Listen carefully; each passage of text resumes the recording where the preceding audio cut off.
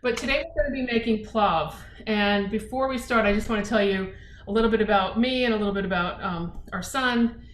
And I was not a world traveler. I think before I traveled to Kazakhstan, I had been out of the country a handful of times and all to the Caribbean with a cocktail in my hand and a white sand beach. And that was all I knew about travel.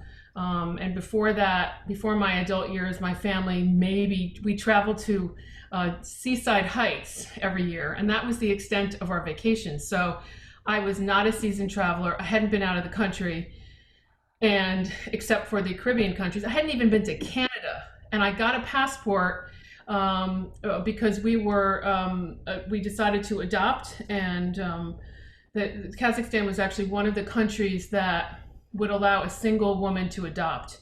And that's a whole nother story. The whole adoption story I'll save for the Moth Radio Hour. But to make a long story short, we traveled to Kazakhstan in the spring of 2006. We had gotten the referral for Olja, so we renamed him Oliver. But we had picked the name Oliver, and then we got a referral for a little boy named Oljas, and we thought it was sort of kismet that we picked an OL name, and his birth name was Oljas. It just so happened that Oljas was the name of a very popular movie actor. There was not many famous Kazakh movies, but there was one movie that was released in 2005, the year he was born, and it was called Schizo. I think it was actually released in 2004, called Schizo. Very, very, very sad, depressing, but beautifully shot movie on the Aral Sea, which is a whole nother story which we'll talk about a little bit later. But a very desolate area of Kazakhstan, the sort of the western part where nobody really goes. There's not really much there, and this very handsome boy was named as actor. He was plucked out of a baby house, out of an orphanage, and made into this actor, a 13-year-old boy, who kind of went on to become a model. But anyway, I guess the women, when they named him Oljas, it wasn't his birth mother that named him Oljas. It was the baby house workers. They saw this beautiful boy and decided to call him Oljas after this movie actor. This is handed down, stories. We're not exactly sure, but that's what the other people told us, the nurses and the caregivers. So, but everything is translated, of course. So a gal from Jersey who had never been out of the country is now plunked into a foreign country, and not like going to France or Italy or England, not even like going to Tokyo or even China, because presumably there's tourism in those countries. And in 2006, there was no tourism in Kazakhstan. So nothing's in English. Everything is foreign. You look at a menu, there's no English translation. There's nobody to help you. We had a translator that we hired and a driver, but they weren't always with us. So sometimes you say, I'll have what she's having, like when Harry Met Sally. And sometimes you didn't know what you were eating. And then a lot of times we would be biting into something and then find out it was indeed horse meat, or mutton, mostly mutton, which is like an old sheep, like a kind of a gamey old sheep. So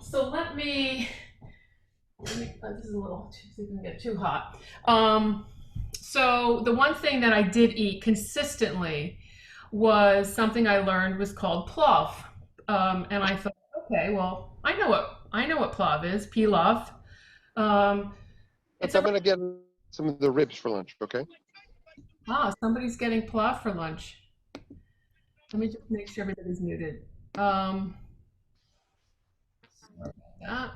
If you need to unmute yourself for some reason, do so. But otherwise, it's just easier to keep everybody muted for now. My computer's acting really funny today and yesterday, but Jackie, can you just mute yourself? I can't seem to do it. I tried. It won't work. So anyway, pilaf, my mother used to make rice-a-roni. I can eat that. I was not an adventurous eater. Still, I'm not. I love to cook, but I'm very cautious. And I don't like spicy food. And here I am thrown into all this foreign food. Well, I did try pretty much everything that was put in front of me because it is an insult. And one thing that you should know culturally about Kazakhstan is that if you are a guest, I mean, they saw Americans, we were automatically guests wherever we went. Not outwardly friendly, but we found out that people were rolling out the red carpet for us, giving us the freshest, the best. We didn't know that we got bigger portions, we got fresher food, and they would make special dishes for us. We didn't know this, but the best cut of meat, believe it or not, is the horse, and the horse's head is given to the guest of honor, which we never, unfortunately, got into that situation because if you're presented with the horse's head, you have to eat it, and otherwise, it's like a national, disaster. So. But we had been served horse, and another thing which I'll talk about later is kumis, which is a fermented mare's milk. I gotta tell you, it's an acquired taste. I'll talk a little bit while the food is cooking more about the cuisine itself, but today, because plav is what I ate, I found out that for Kazakh people and for people from this part of the world, that Kazakhstan is Central Asia, it's the biggest stan. I'm going to talk more about that in my lecture later, but it's the biggest stan. Out of all the stans, Uzbekistan and Tajikistan and Turkmenistan and Kyrgyzstan, I think I got Afghanistan and Pakistan aren't considered they're part of the stans, but not a part of the Central Asian stans. Anyway, Uzbekistan is really where plav originated, so to speak, and the Kazakh people, or the nomadic Kazakh people, really settled. They never settled anywhere in particular, but they were nomads, so they would come and go in that whole region.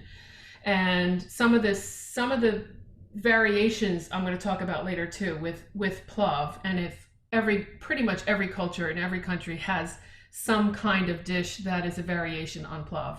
We'll talk about them. I think I came across a few countries, like the Scandinavian countries don't really have it, but maybe they do. But plav is a rice dish, and there's usually some kind of meat mixed in, although not necessarily. If you ever had risotto, it's cheese and an arboreto rice, and it's broth usually, or wine, onion, but that's a vegetarian dish for the most part. Arboreto. Did I say it wrong? Arboreto. Thank you. Sometimes my brain doesn't keep up with what I'm saying. And the whole idea of rice and meat, it's transportable. A lot of the Kazakh food is food that is it's readily available and cooking in one dish. This is a one dish food. Okay, so I'm going to transfer my spotlight, and then I'm going to start cooking. Okay, so today we're doing a classic Uzbek plav, and I'm going to just show you the ingredients so you can see those. And we have about a pound of beef. This is I like sirloin tips, but I couldn't find them today, and they're a little bit more expensive. This is just stir-fry beef. It's a good Angus, and it was already cut, shop right, easy. And you want it cut small. This is kind of a nice size. These are stir-fry size. You can even cut these, but that's fine as long as it cooks fast and evenly, and they're all pretty much the same. This is an onion.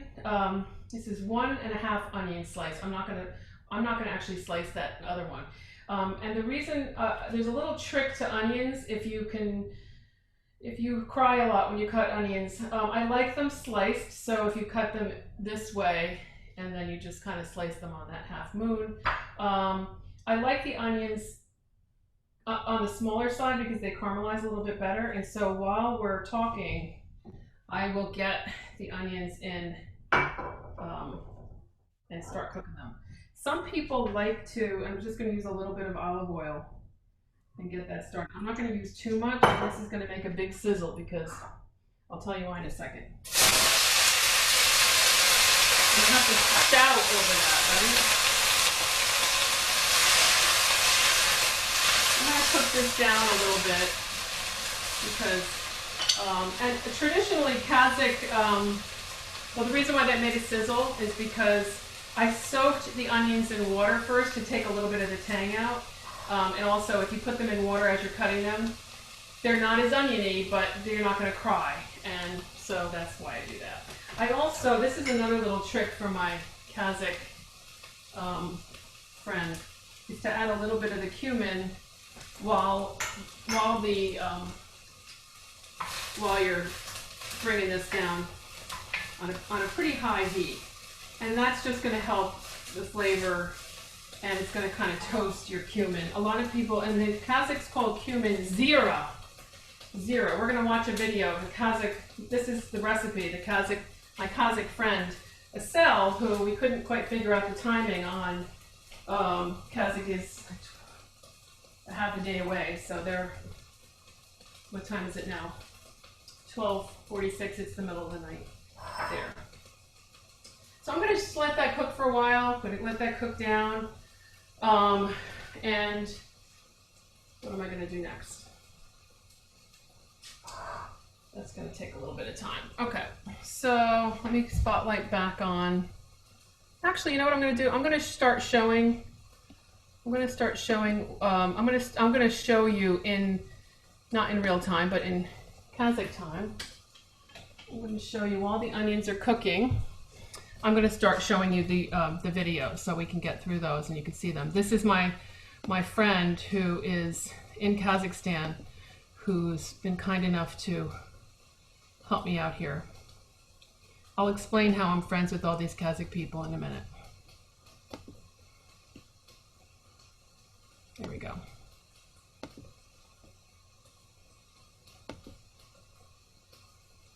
Can everybody see that? Hopefully,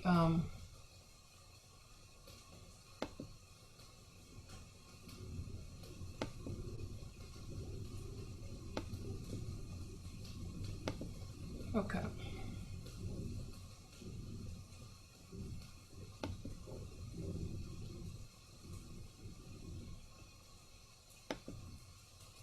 All right, so let's do this.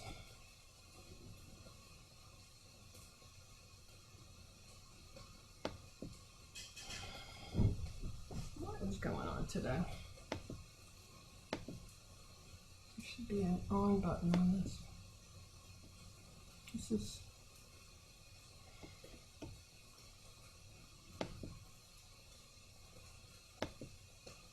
Okay, it's, for some reason it's not letting me play this. Hold on. So we have our onions cooking. I am going to throw the beef in, and once they get cooked down a little bit. This is a little bit more of a extensive cooking show. All right, why is this not? Why they just gave me screenshots on here, huh? All right. I'll have to do it from YouTube. Just give me a sec. Library. Okay, there's my first one. Okay. Tosamız.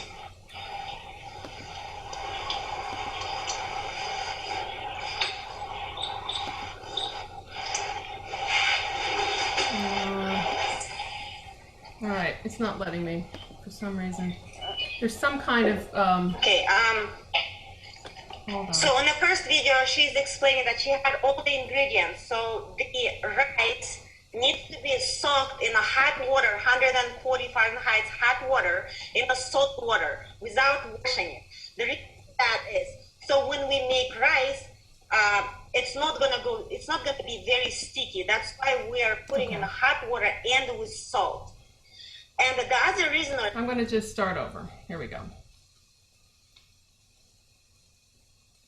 Estelle does not speak any English, so.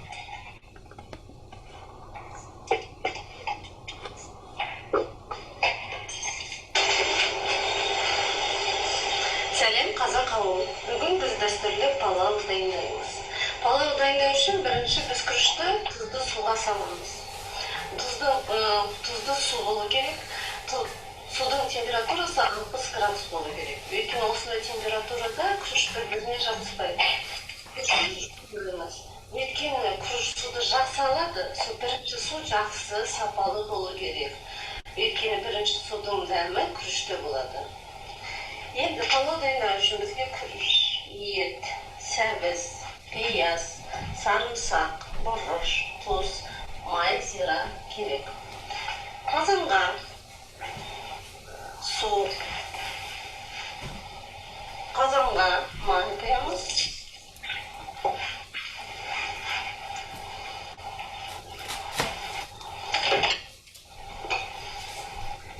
Енді қосамыз.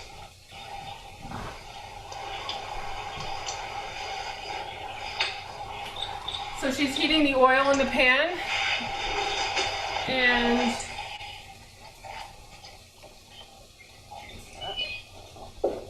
Okay,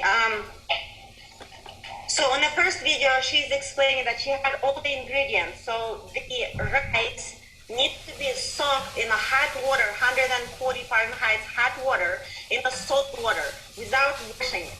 The reason that is, so when we make rice, it's not gonna be very sticky. That's why we are putting in the hot water and with salt.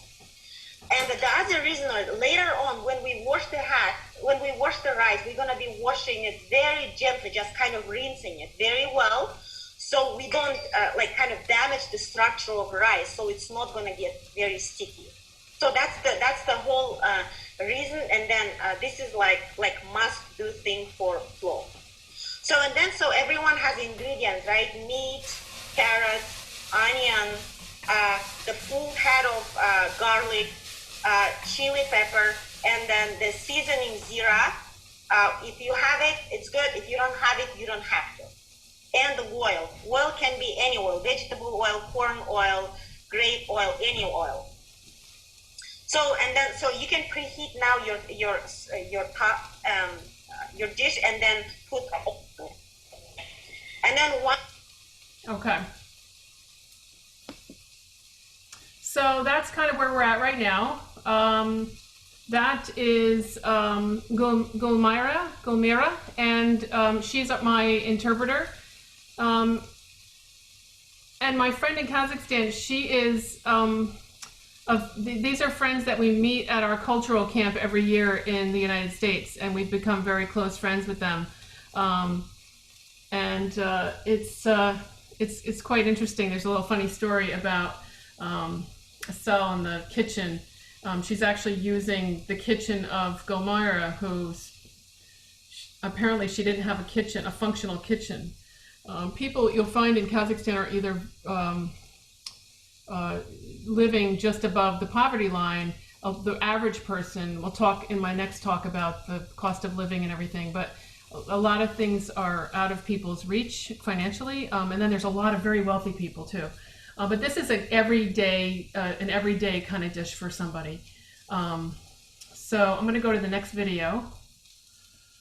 And again, I think I'm going to throw my meat in. I'm going to put I don't really think I need, I'm going to throw the meat in. I'm going to put a little bit more oil. Oh, I'm almost out of oil here. That's a really good oil. Shouldn't be using it for cooking. And I'm going to throw my meat in. And we're just going to brown that. I'm just going to let it sit because I don't want it, I want it to brown. And let me bring up the next video. Oh, that's not the video.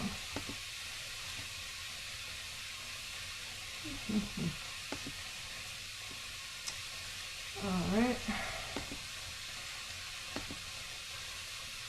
Cooking 2. Here we go. Not, oh, that is not my video. Cooking 2.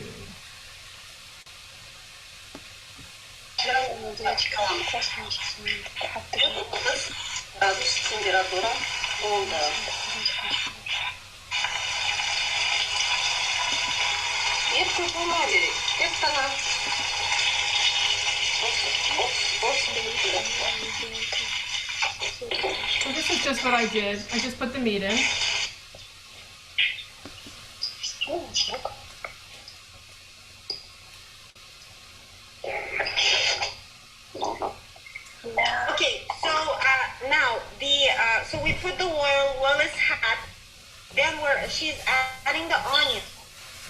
then her comment was onion has 90% of water in it.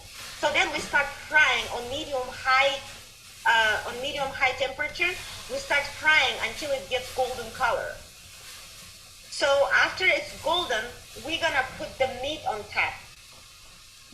We're putting meat, and then we're frying meat. We're basically browning the meat, also on medium to high temperature. And then meat can be any meat, beef or lamb or anything. Usually in Kazakhstan, we use, a lot of the time people use lamb.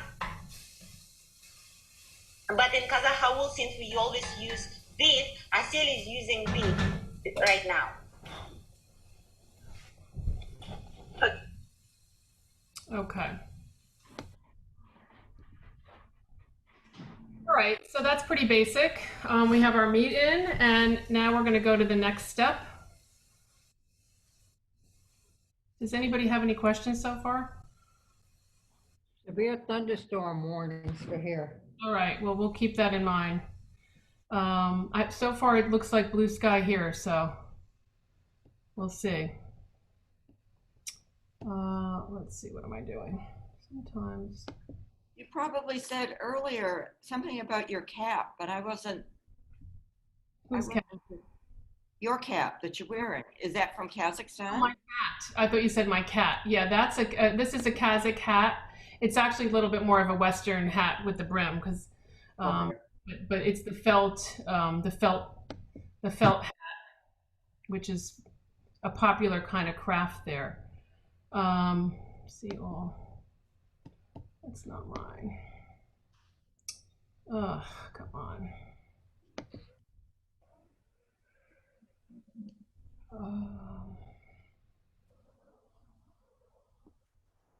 I don't see my 2.5 anywhere, so I'm just going to go to step 3, because for some reason my 2.5 didn't make it into this upload here. I don't know why. All right, so we're just going to skip a step, and I'll clue you in.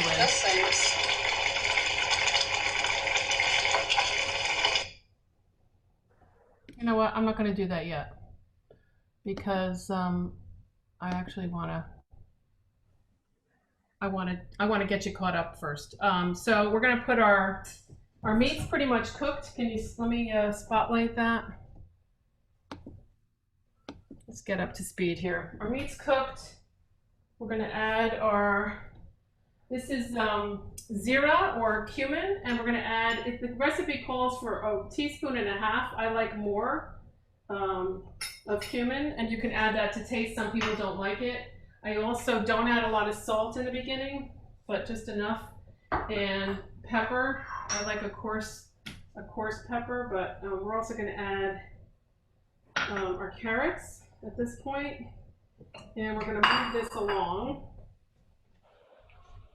And one thing that I didn't mention before was that our rice, you may have heard her say this in the beginning, our rice has been soaked in salted warm water. And when we take it out, we're just going to very, very gently pour the water off and put it in. You don't have to worry. This is a cup and almost 2 cups of rice. It really depends. I make a lot because my son can eat a lot of this. So I'm going to make a lot, but I'm going to I want to make sure I pour this starchy water off.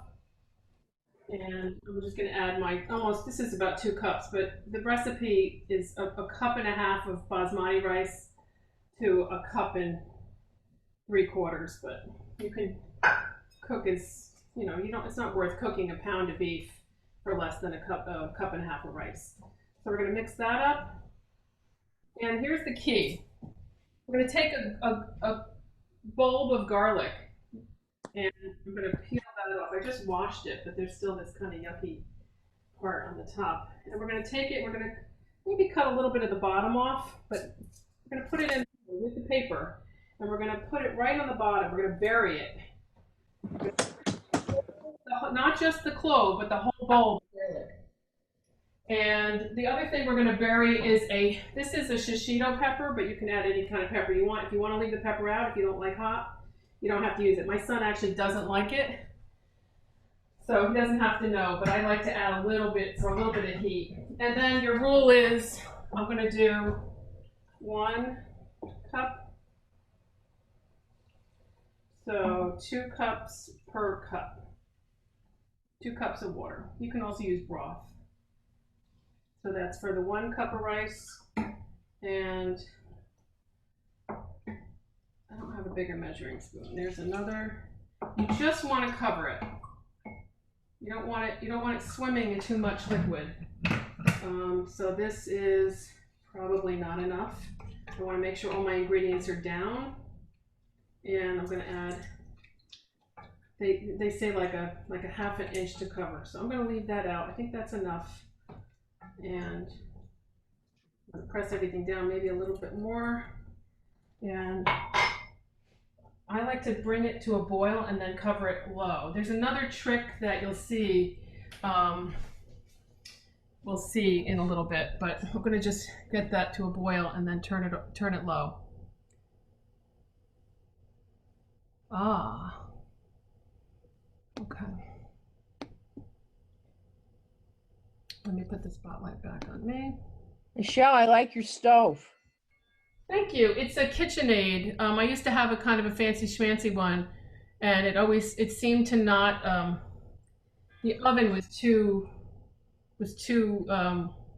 it was very deep, but it wasn't high enough. So I could never fit a turkey in with like stuffing and another side dish. So Oh, the size of the oven, yeah. the size of the oven. This is a 5-burner top. I noticed you've got 5 burners. I'm jealous. Yeah, and it works, and it works perfectly fine. I don't like a lot of bells and whistles, and it was certainly not worth spending Thousands. $1,000 on. So, this is a KitchenAid package. Yeah, I have Thermador. Too much money. Yeah, pretty inexpensive. So, I mean, for all the things being, if you look at the stove that my friend is working on here, it's there's not a lot of gas lines, so you have It's electric, I see. electric tops, yeah, which is kind of hard to cook on. Very. All right, let me just check this out again and see if I have 2.5. Here it is. Okay. So you have a nice Le Creuset Yeah. pan on there.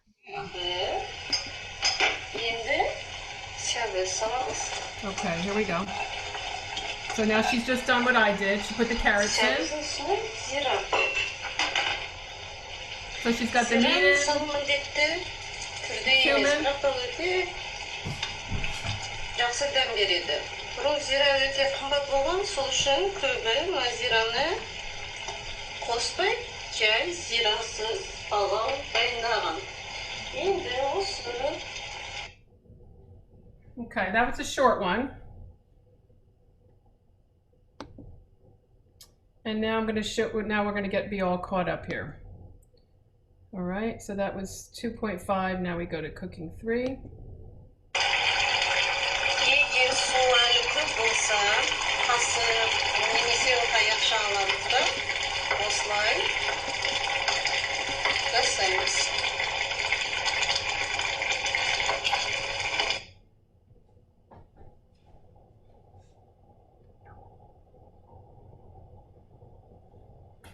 Okay, so whoever is putting the apricot, first put the apricot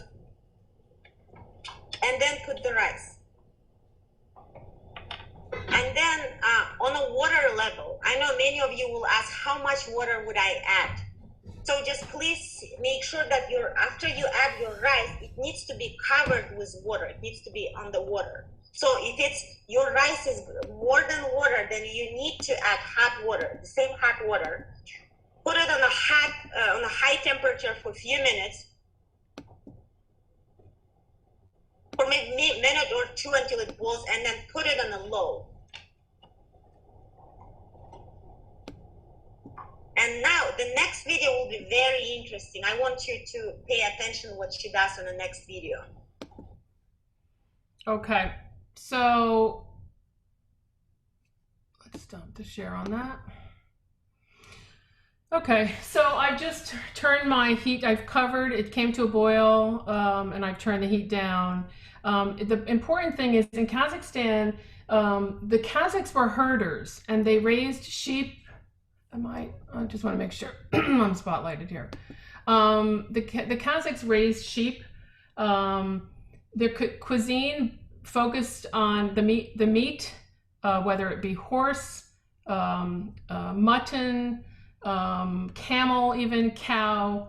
But the order of prestige, if you will, like our filet mignon. Okay, that's our best cut of beef.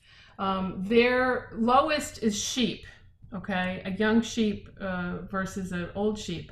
The oldest sheep being mutton, the cheapest meat, to then regular cow, then camel, which is almost it's a little bit more rare, and then horse. And what the Kazakhs would do is they would have a horse that they knew they were going to slaughter at some point, so they would just fatten it up. So that there was a horse, a very, very fatty. I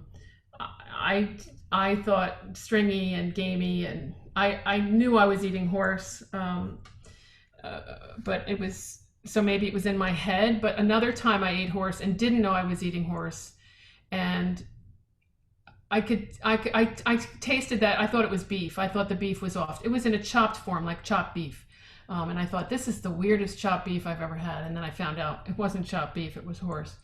And they said, oh, that's good. The Kazakh people said, oh, that's good. And I said, okay, yeah, I pretended I was happy that they gave me horse instead of beef. They didn't want to give the American their lower form of meat. So anyway, I didn't want to insult them. But anyway, so the Kazakhs, it's called, by the way, Tort Tulik Mal is the horse, camel, cow, sheep. It's like that. Their meat products, Tort Tulik Mal. But the Kazakhs were herders, so they needed to have everything transportable. Like they'd set up their yurt, which is a big round tent, and they would set it up, and then they would follow the sheep. They'd follow their herd. So everything had to be taken apart and put back together. The pots and pans were minimal. Everybody had wooden spoons, but they would have what was called a kazan, which is kind of like a wok, a big metal cooking vessel with sort of a rounded, deep, and it would sit right on top of an open fire. And I've actually seen cooking in a kazan. It looks kind of like a wok. And so that rice would be cooked over with no lid on it. It would just be cooked over an open flame. And it's actually very effective. When I cooked this a couple weeks ago, I made it on the grill, but I did cover it. So I did use the top, and I cooked it right in this enamel pot. It's best to do this in a pot where the bottom's not going to burn. Although in some cultures, the burnt bottom, in Latin culture, it's called socarat. It's if you have paella and that bottom burns of your rice, boy oh boy, that bomba rice is going to burn, and it's going to be a crispy socarat, and everybody in the family fights over the socarat. But this is a cooking technique. The cooking techniques are very simple. Fire, boil, easy. Fire, roast, easy. The Kazakhs cook their meat on long sticks. We call them, what? Shish kebab, right? That's what I call them in my family. If you were to go out, kebab, right? You'd order a chicken kebab or a beef kebab. In Kazakh, they probably, I think more of a Russian term, it's called shlashlik. I'm not sure which language that is, but if you order these giant skewers with lots of beef on it, and that's called shlashlik.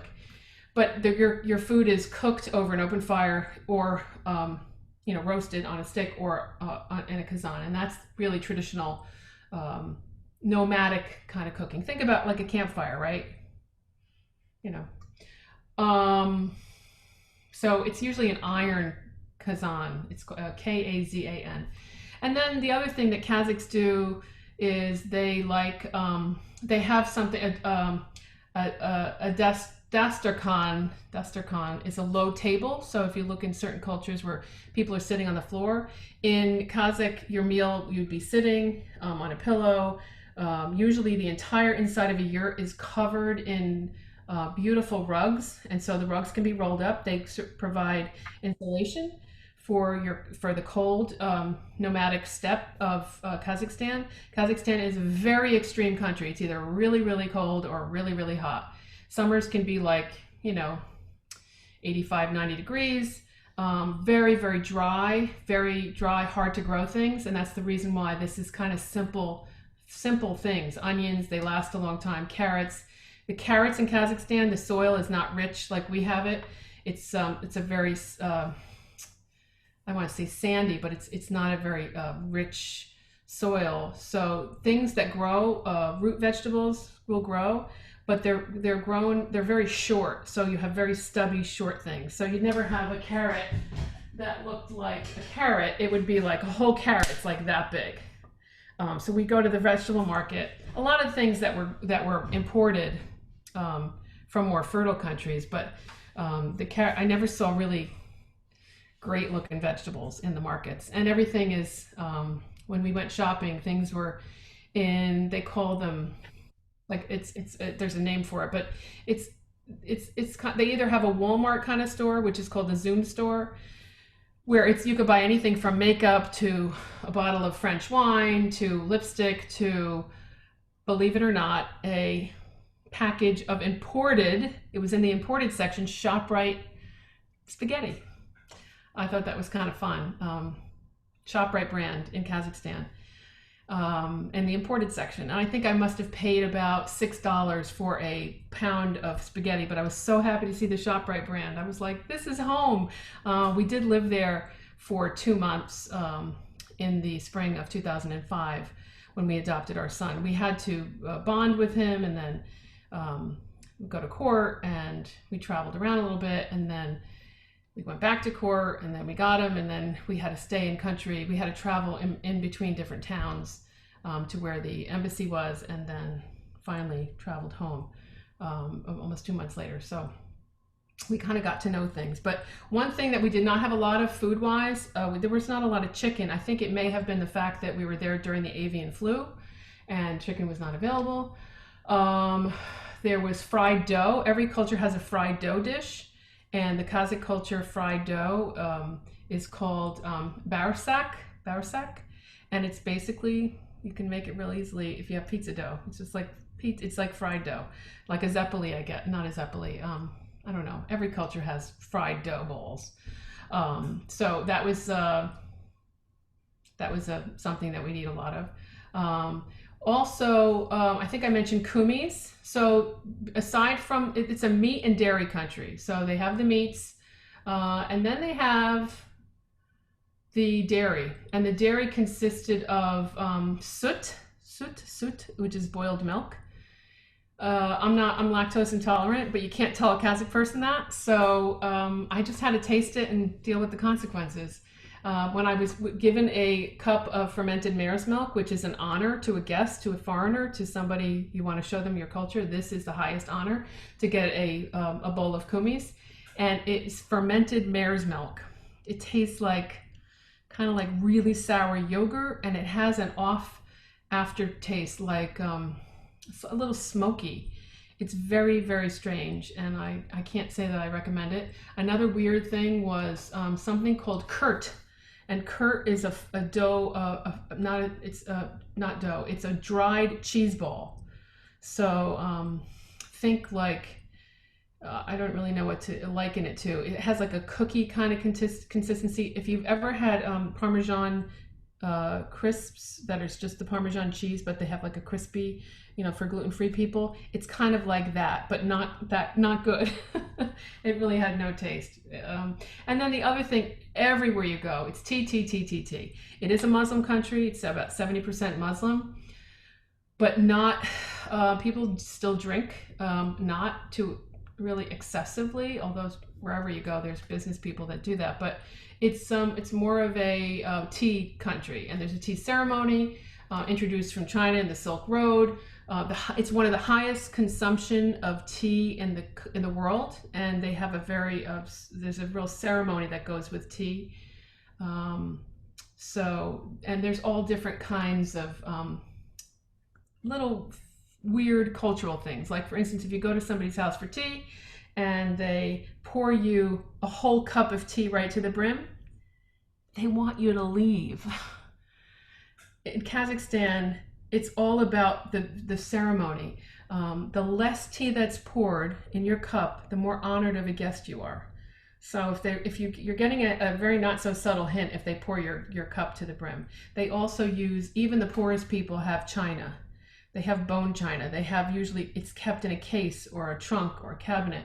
Even in their yurts, they have, believe it or not, they set up the dasturtan, like this low table, and everybody sits around, and then they put out this beautiful china, and they eat their meals on gorgeous china. There's no paper plates, there's no crummy old bowls. People take dining, they take food very, very seriously, especially if you are lucky enough to get invited into a yurt and eat that way. But even in restaurants, there's fast food for sure. And you just want to stay away from that. Even the shloshlik shops, that's like the Taco Bell, if you will, of Kazakhstan. They're cooking over an open fire in the back, and it's, they're not fancy, but there's china on the table. What else can I tell you? So if you want to call it pilaf or pilau or pulao, depending on where you're from, in Hindi, from India to Spain, there's all different variations. And somebody, you may have heard Gomera say something about apricots in that video. There are variations to this, and some people use dried fruit, raisins, apricots, nuts, certain cultures, but the presence of raisins or apricots in a Uzbek style or Kazakh style pilau is a wedding plav. So if it's fancy, if it's a holiday, if it's special, if you're breaking fast, people will put something sweet, especially for a wedding. I think it's really wedding plav is like that sweet, symbolic flavor. So let me just pull up the last video, and then we'll check on our plav. It really, I kind of feel my way through rice cooking because I cook it all the time because my son loves rice, and I kind of feel it. I didn't set a timer or anything, but when I send you the recipe, it will have more specifics on it. I don't tend to cook. I hope Jackie and Perry are okay. Their internet was down, and I don't know if it's still down, but I think they're having some storms down there right now. So let me pull up the next to last video.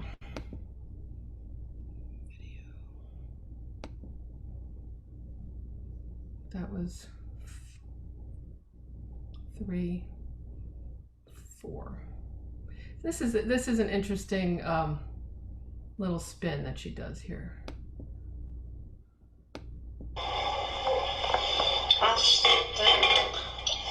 Осы майлықты ауыстырдым, мынау екінші. Майлықтықпен сорды. Осылай біздің палауымыз дайын. Артық сордары кетті. Енді күтей оны осылай жасай көрейік. Істейтін керек.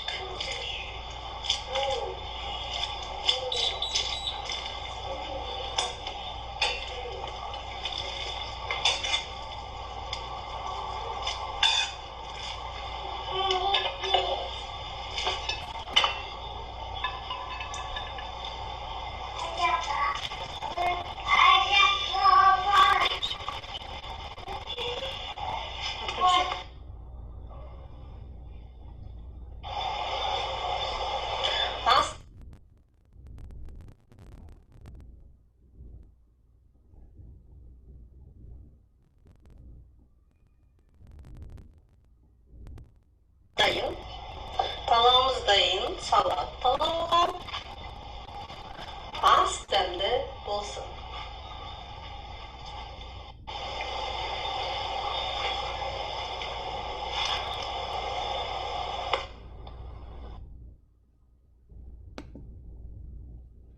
Okay, so Осы майлық. So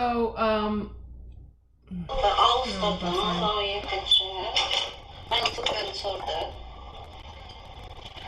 Осылай біздің палауымыз дайын. Артық сордары кетті.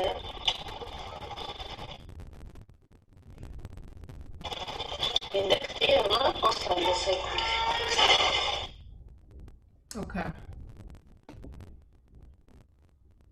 So I'm buffering a little bit. I don't know why. The ghost is back.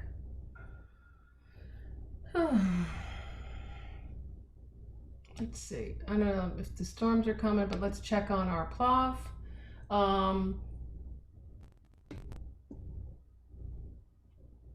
Let's see what's going on there. It's too hot.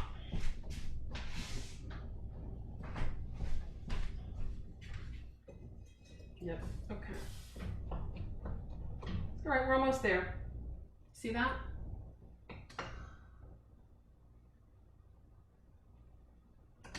All right, let me just taste it. See how the, it's done.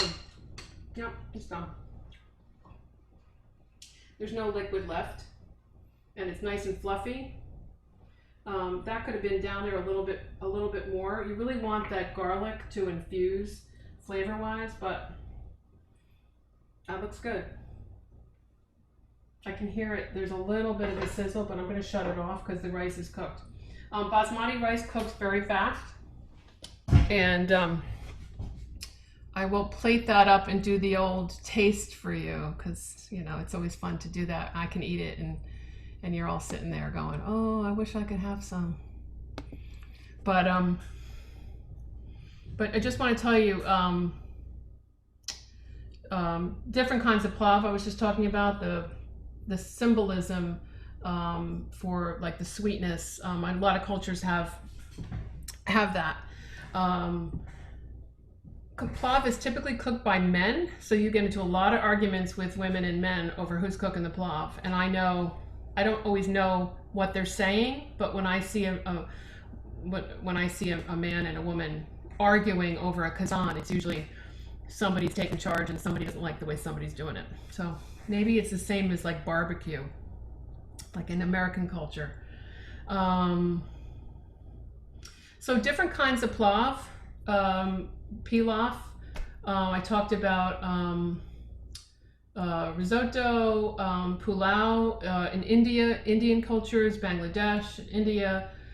Saffron is used, sometimes cashews. They use ghee instead of oil, and usually cardamom and cumin. Afghan Plav typically will have like some kind of nut like pistachios, raisins, carrots, or like the sweet Plav. If there's some Afghan restaurants in New Jersey, you can taste. Armenia has a Plav, usually made with bulgur and vermicelli. Azerbaijan, I can never say that country.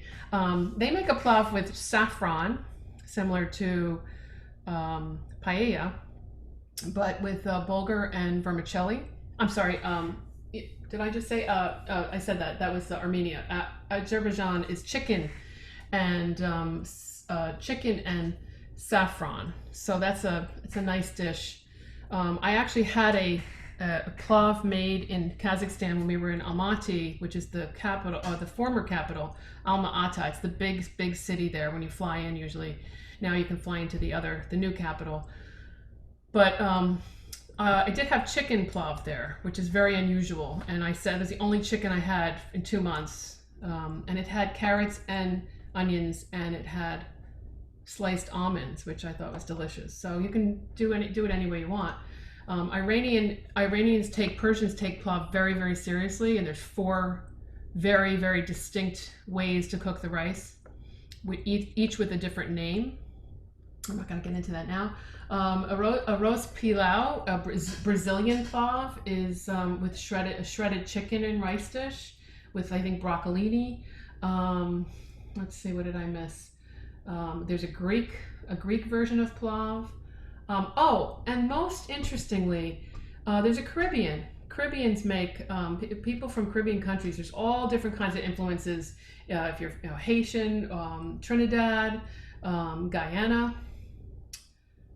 There's influences from Africa, from the spice, from the Silk Road, the spice route, Chinese cooking, I'm blanking, Peru, and Ecuadorian food we talked about last week, but not last week. It seems like it was last week. It was just the other day. But Caribbean, they use pigtail. They use pigeon peas very specifically to, I think, Trinidadian cooking. So every kind of culture has, from the 10th, 11th century, we've been cooking Plav pretty much the same way in different ways. It's usually a symbol of hospitality. Like I said, it's a main dish at weddings because it's inexpensive. A lot of cultures have it. They have the rice, they have the stuff to put in it. So that's the Plav. I could take this off. So sometimes you can garnish with, I asked my Kazakh friends if they used anything like a bay leaf or something, because typically I would use a bay leaf, but they said no. They didn't use anything else.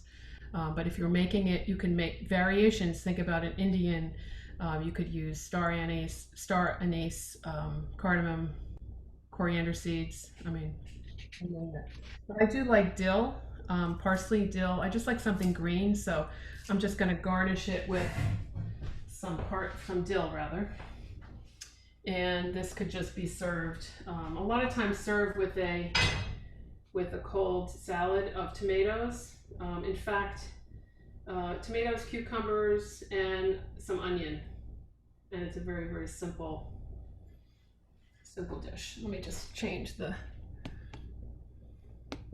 I wish you could all smell this and taste it, but I have to do the taste test on camera because that's the most fun. So you'd think something like this, all that food, everything, all of that would take so long, but it really doesn't. And again, you can, cook it to your taste. I mean, if you like,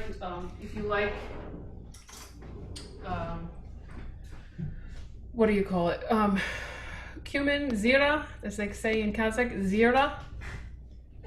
You can add more cumin, but I'm gonna just taste this. And I did add salt, but you can add more salt if you are so inclined. But my son's gonna like this. Usually I would add a couple more peppers, but you don't need them. Very good. Really hot. Anyway. Do you always use basmati rice, or could you use regular long grain rice? Basmati cooks really fast. I'm sorry? Basmati cooks fast, so I figured that's why you're using that. Yeah, that's why. I mean, I wouldn't use you want to use something that's going to separate and be fluffy, but not like a quick rice, or you don't want to use anything like that. But this is a very, let me just check my cupboard. I bought, this is pandemic, I call this pandemic rice. This is the Uncle Ben's imported from India basmati rice, and it came in this 5-pound bag. So I don't know, it was perfectly good. You don't have to spend a lot of money on it. But I guess you could use a long grain rice. How do you use the garlic only for flavor, or can you eat the cloves? If I had buried it better, it would have been, what I'm going to do is I'm going to let it sit underneath there, but I'm going to fish it out just to show you. But that garlic is smoking. I mean, it's really hot, but it's not, it's cooked. It's still giving out all this great aroma and flavor. So the longer that sits in there, I mean, you can almost put your garlic, your whole bulb of garlic in the very beginning and just let it be there. And so that really what we like to do is we like to let it sit there while this is just now cooked. It continues to cook and steam, and then we open it up. We sort of squeeze it all out. That's why I like to cut just the top off. Leave the bottom intact, it'll hold it all together, cut the top off, and then you can squeeze them in. And then when you're eating it leftover, you get a whole clove of garlic and you're like, woo! But you don't have to. You can throw the whole thing out. I think it's the best part. But some people will slice the garlic, but that's a no-no according to my Kazakhs. They say no. And all these gals that I know, Gomera So they I know them because every year they come to the United States and they run a Kazakh cultural camp. So we've been going there for years, for a couple years now. And we bring our son, and it's really a great experience for everybody. And we cook, it's called Kazakh ayul, and the ayul is like an outdoor camp. They have ayul, people go camping, right? So there's a real push because cities in Kazakhstan are building up and becoming more dense, and people don't get out into the countryside as much. So there's actually a movie that was produced, I think, a couple years ago, and the movie is about a bunch of kids that are in Kazakhstan that are all city kids now, and the parents and the grandparents are so despondent that their kids are all like this, even in Kazakhstan. And the movie it's a comedy. It's about kids like Meatballs or, I don't know, summer camp movies. And they send all these kids to Ayul. They send them to a summer camp. And the kids, they've never seen, like a pond, or they don't have a campfire. The kids are falling and they're getting messy, and there's frogs. And it's all those things that, all those cliches about summer camp. But we're getting farther and farther away from the traditions. And of course the Kazakhs have, all this nomadic traditions, right? With eagle hunting and games that are played on horses, and there's all kinds of mating games. And unless you live in a more rural area, less and less people are nomads, right? You can't live off the land. It's not like going to Pennsylvania and having a little farm in Pennsylvania, right?